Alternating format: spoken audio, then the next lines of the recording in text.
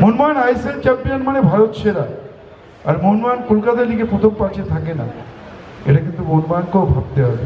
একটা কথা দিচ্ছি, যেদিন থেকে আইএফএ এই আইনটা এনে দেবে যে সান অফ দ্য সয়েল খেলবে কলকাতা লিগ, তবে থেকে মোহনবাগান সিরিয়াস হবে অ্যাবাউট দ্য কলকাতা লিগ। और ये धोनी की हुई जी गजब ग्रिप कैसे SRMB जैसे SRMB TMT बार की विन ग्रिप टेक्नोलॉजी सीमेंट के साथ बनाए मजबूत पकड़। Grip is important. Mohun Bagan super জায়ান্টের সাফল্য নিয়ে সকলেই খুশি।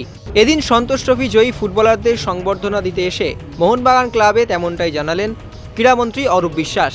কিন্তু কলকাতা লিগে মোহনবাগানের পারফরমেন্স ভালো নয়। চলতি বছর কলকাতা লিগের সুপার সিক্সেই উঠতে পারেনি সবুজ মেরুন ব্রিগেড এবং বাঙালি ফুটবলারের অভাব, এবং আগামী বছর থেকে এই বাঙালি ফুটবলারদের তুলে আনার দায়িত্ব মোহনবাগানকেও নিতে হবে বলে দাবি জানালেন ক্রীড়ামন্ত্রী অরূপ বিশ্বাস। কি বলছেন তিনি, চলুন শুনে নেওয়া যাক। তারা জিতবে, যেভাবে তারা এগিয়ে চলেছে তাদের বিজয়ের। কিন্তু মোহনবাগান ক্লাবে কজন বাংলার খেলোয়াড়? মেসেজ করে দিয়েছে একজন অধিনায়ক সুভাষিস বোস, আরেকজন আছেন দিব্যেন্দু বিশ্বাস। আমরা সবাই জানি না এত বড় টিম, কত কোটি টাকার টিম আমি জানি না, 70 না 80 না 90 কোটি টাকার টিম, তাতে বাংলার মাত্র দুজন। কেন? মোহনবাগান আইএসএল চ্যাম্পিয়ন মানে ভারত সেরা, আর মোহনবাগান কলকাতা লিগে প্রথম পাঁচে থাকে না, এটা কিন্তু মোহনবাগানকেও ভাবতে হবে। মোহনবাগানের কাজ শুধু, মোহনবাগান একটা ইতিহাস। মোহনবাগান ফুটবল সেই 1911 স্বাধীনতা আন্দোলন থেকে মোহনবাগান। তো মোহনবাগানকে শুধু ট্রফির জন্য মোহনবাগান জন্মায়নি, মোহনবাগানকে প্লেয়ার তৈরি করার জন্য জন্মগ্রহণ করতে হবে, তাহলেই তো হবে মোহনবাগান ক্লাব। আজকে আমি দেখলাম, এবার আমি আস্তে আস্তেই দেখছিলাম যে প্রথম পাঁচে কলকাতা লিগে মোহনবাগান নেই। কেন? সাপ্লাই লাইন যদি না থাকে তাহলে কি করে বাংলার ফুটবল এগোবে? আমি অনুরোধ করবো মোহনবাগান ক্লাবকে যে গত বছর আগামী বছর থেকে আপনারা এক জায়গায় কাজ করতে গেলে আমার সঙ্গেও অনেকের সমস্যা আছে, থাকবে, কিন্তু মিটিয়ে নিতে হবে।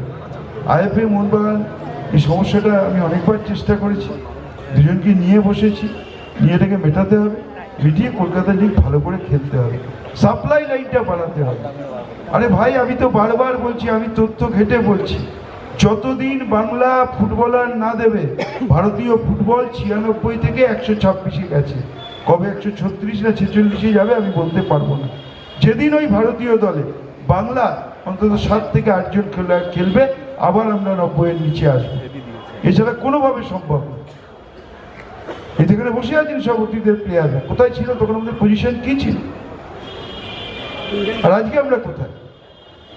ভারতীয় ফুটবলের সাপ্লাই লাইন হচ্ছে বাংলা, এটা যতদিন না তৈরি করতে পারবো ততদিন হবে না। আইএফএর কাছে অনুরোধ, বাংলার ছেলেদের নিয়ে কলকাতা ফুটবল করুন, আর মোহনবাগানের কাছে অনুরোধ যে কলকাতা ফুটবল লিগটা আপনারা ভালো করে খেলুন। মোহনবাগান চ্যাম্পিয়ন হবে না, মোহনবাগান রানার্স হবে না, মোহনবাগান প্রথম পাঁচে থাকবেন, এটাও তো আমাদের কাছে অত্যন্ত খারাপ। এবং ক্রীড়ামন্ত্রীর পাল্টা জবাব দিলেন কিন্তু মোহনবাগান সচিব দেবাশিস দত্ত। তিনি জানান, আইএফএ যবে থেকে সান অফ সয়েল এই নিয়মটি নিয়ে আসবে, তবে থেকে কিন্তু কলকাতা ফুটবল লিগকে আরও সিরিয়াসভাবে নেবে মোহনবাগান। মোহনবাগান সচিবের দাবি, ভাড়া করা ফুটবলার নিয়ে কলকাতা লিগে খেলবে না, দলের প্রতিটি বাঙালি ছেলেদেরকে নিয়েই কলকাতা লিগে খেলতে চায় মোহনবাগান। কি বলছেন সচিব দেবাশিস দত্ত, চলুন শুনে নেওয়া যাক। সমিতির তরফ থেকে একটা কথা দিচ্ছি, যেদিন থেকে আইএফএ এই আইনটা এনে দেবে যে সান অফ দ্য সয়েল খেলবে কলকাতা লিগ, তবে থেকে মোহনবাগান সিরিয়াস হবে অ্যাবাউট দ্য কলকাতা লিগ। এটা এখন আপনাকে কথা দিলাম, যদি এবছর হয়, এবছর থেকেই সিরিয়াস হবে। আর ভাড়া করার প্লেয়ার নিয়ে খেলবে না মোহনবাগান কলকাতা লিগ, নিজেদের দিয়েই খেলবে। Extra time.